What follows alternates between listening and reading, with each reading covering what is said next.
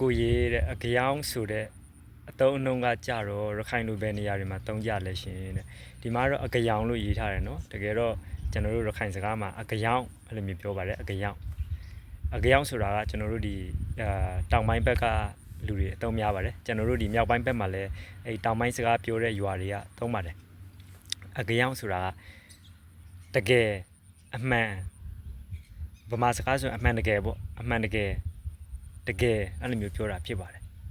ဥမာတကယ်လားလို့မေးချင်တယ်ဆိုရင်အကြောင်လားဆိုတာတကယ်လားလို့မေးတာဖြစ်ပါတယ်အကြောင်လား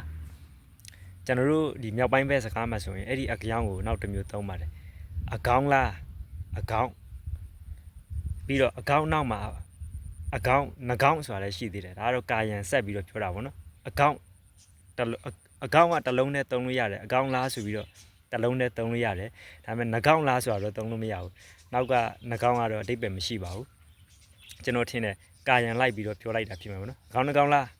အဲ့လိုမျိုးပြောပါတယ်အကောင်ငကောင်လားဆိုတာ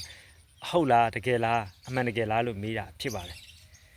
နောက်တစ်ခါနောက်အတန်တစ်မျိုးလဲရှိပါသေးတယ်ကျွန်တော်သိတဲ့လောက်ပေါ့နော်အတန်တွေအများကြီးရှိနိုင်တယ်ကျွန်တော်တို့ရခိုင်စကားဒေသနဲ့ဒေသ